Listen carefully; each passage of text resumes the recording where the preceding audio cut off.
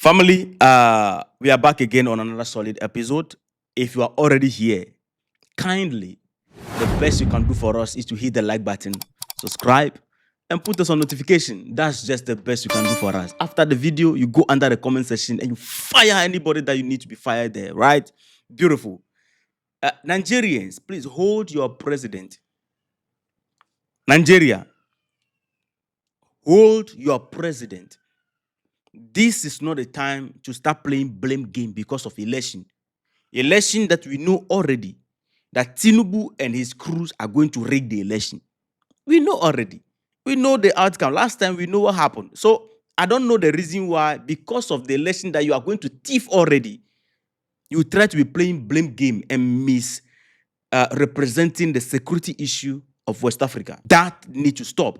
The security issue regarding Nigeria. The Nigeria government is trying to play blame game. You know, sometimes when we are talking about the issue of insecurity in West Africa, when you look at the Sahel, you come down to Nigeria, and we try to soften the conversation. So sometimes many truths are omitted because we don't want to offend certain communities or some people feeling offended. And therefore, we try to soften the conversation. But family, I will be honest with you today. Where it has gotten to, we need to speak all the truth. What is happening in Nigeria, the beginning, the genesis is now germinating in Ghana. Now, when it comes to presenting the real issue of insecurity on the global stage, Mahama, the president of Ghana, I'll play one video, right, of him. Also in this video that we are doing. There is one president that always presents the entire truth of the conversation. The truth will touch the international community and touch the locals and touch everybody. He always takes the conversation from the genesis to the end and leave it there. So whenever he speaks on insecurity, you don't see him blaming anybody, blaming some colleagues, blaming some country. No. He put the real truth on ground. And when you check history and research, you see that this is the truth.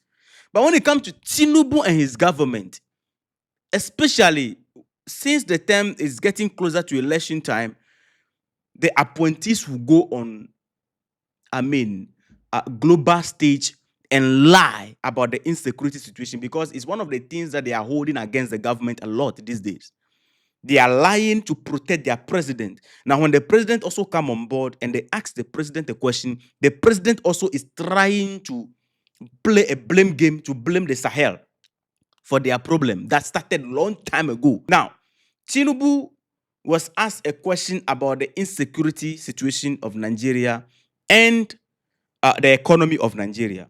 Regarding the insecurity of Nigeria, this is what Jabadan, how do we call him? Jabadan, right? Top to bottom. This is what he has to say. And please, I told you earlier that the thing has germinated from Ghana also. I will explain to you. Today, I will not omit any truth. We will speak all the truth.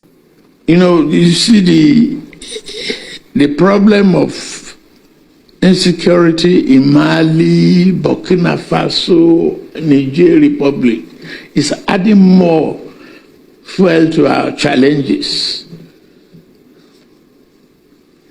In fact, that is why we must enhance the capacity of the forest guards as well as create the state police.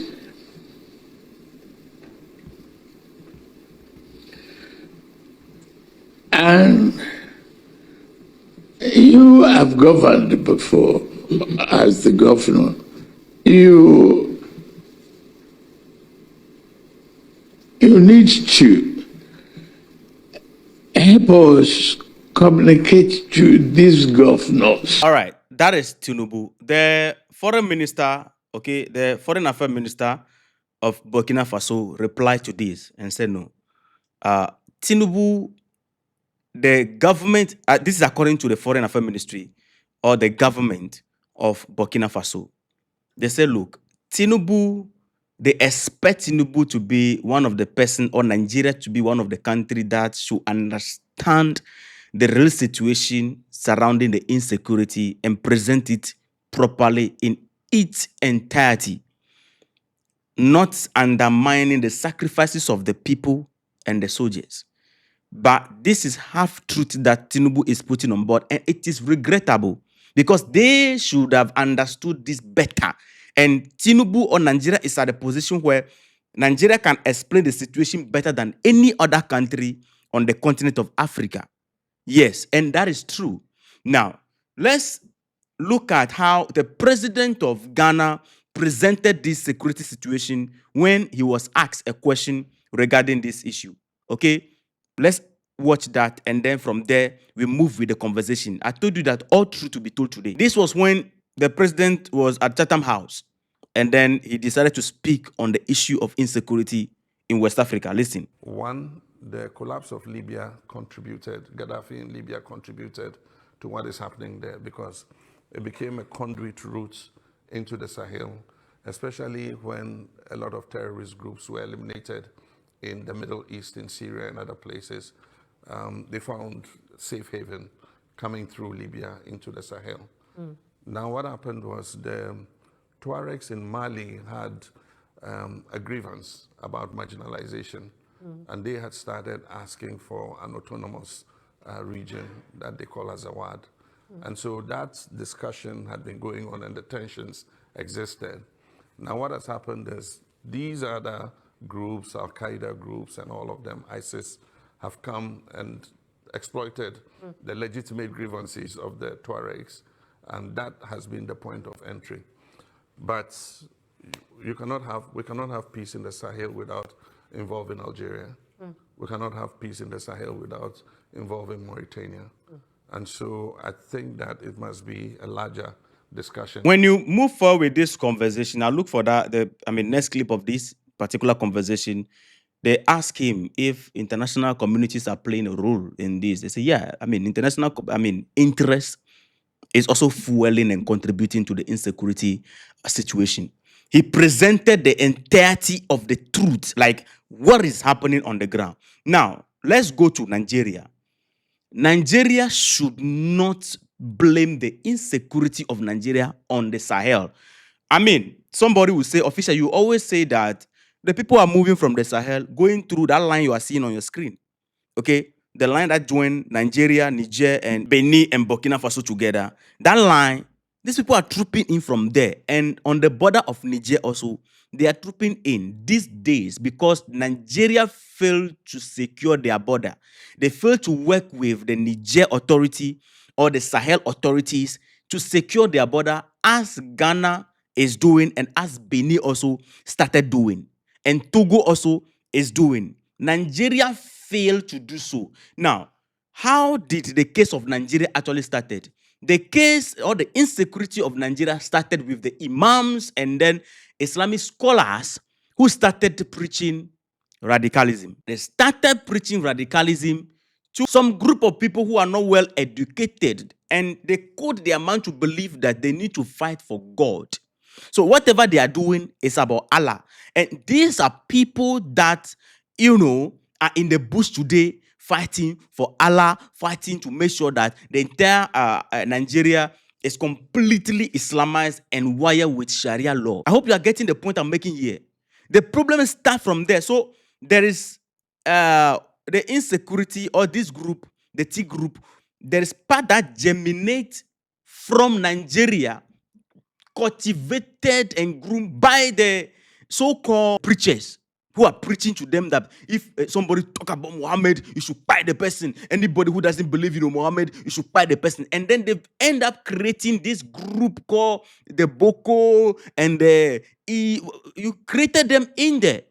Now, the reason why Nigeria is facing more of these people coming in right now is because now Mali, Niger, Burkina Faso have decided that we are going to end this once and for all. If they are going to end this and chase these people out of their region, all other countries need to work with them. If you don't work with them, the people will run and enter your country if you don't secure your border. That is just plain as it is like that. So Nigeria, you have failed to even deal with the homegrown T group already because you are rehabilitating them. Some of them are going into the military, sabotaging and then, making a channel for your military to be ambushed left and right and all that. Your generals are being spied. Somebody is giving intel because you recruited some of them into your military. So how are we going to handle that conversation? You can't blame anybody on that. So the thing Tinubu is presenting is half truth here. The question we should be asking is that why did Tinubu, why is it that you didn't mention about this? The engine driving this.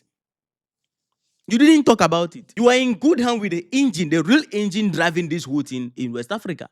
You and this engine, you have been hugging each other all the time. You and Officer Chato. Officer Chato is the reason why we have this problem in West Africa. Because Officer Chato needs resources. And you have been shaking hands with Officer Chato. You refuse to call Officer Chato out. Just like other African leaders, they are afraid to mention their name. As apart from the Sahel leaders, no other African leader is calling the name of Officer Chato in their conversation that Officer Chato is fueling insecurity in West Africa. All of the democratic leaders are afraid. It takes only Mali, Niger, Burkina Faso to pinpoint the exact situation. So Tinubu to tell us that Mali, Niger, Burkina Faso, the insecurity situation there is worsening their case. I mean, partly truth, but partly false, because we have a homegrown, T group. So these people are now conniving with the T group who are being chased from the Sahel, because these are their people. T group who are being chased from the Sahel to work with them at home, because you have now created an environment to be a safe haven for them. Even if you catch them, you can't buy them. You are going to rehabilitate them. And on the border, Nigeria, you are sharing a big, large border with Niger. The only difference between Nigeria and Niger is the letter A. If you remove the letter A from Nigeria right now, you have Niger. And their border is one of the biggest, largest border right now. They fail to work together because Nigeria doesn't want to fight the people.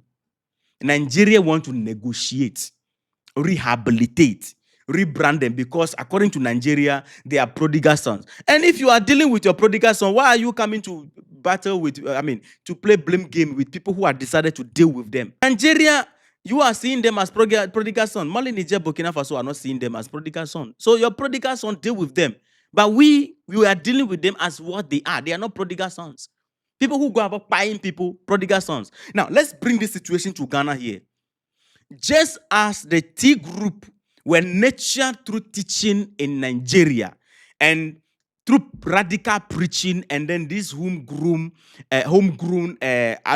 T group germinated and end up in the bush, and then they think they are fighting for God, for Allah.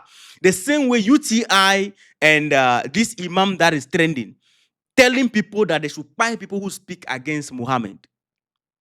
UTI, I told you that these are the people that are going to train and groom the T group. It will shock you that we have people in the bush somewhere, because the car engineers are coming these days. And these guys have been going there to teach them these things, and then they are preparing one day to strike Ghana. Because Mali, the president of Burkina Faso said it, that some imam from the city will go to the bush and preach to these people. So you have UTI and these guys teaching these things that they should buy people. This is how it started in Nigeria. They coded the people. Before they know, they load them with, logistic, and then they started, a problem in Nigeria. So if you don't take them, people like UTI and co will end up turning Ghana into Nigeria. Let me step a bit further. I said it last time that there's an agenda, the entire West Africa, they want to just make sure that it is Islamized and the Sharia law is waye all over. Right? There's some group of people who are into this agenda. So we have some group of people in Saudi Arabia who are learning Sharia law, and we have some group of people who are on the ground preparing the mind of the people, to use force if necessary. And then some group of people are being trained and then being nurtured in the group. These are people who they are not exposed to education or whatever. Ibrahim Traore always called them stateless people. They don't know their left from right. As for them, Allah, Allah, Allah, Allah, Allah, Allah, Allah. And UTI and other imams are the people involved in grooming their mind and coding their mind. That is just a piece of what they are teaching in the mosque. Some of the mosques that you came up with this video, telling people to go and buy people. Ghana, if you don't stand up, you end up like Nigeria. The issue of Tinubu playing blame game here because of your election, we know you are going to thief the election. Thief and allow, peace to reign. They are lying these days a lot. But anyway, family, Opinions are different. Let me know your thoughts in the comment section. See you in the next episode. Respect.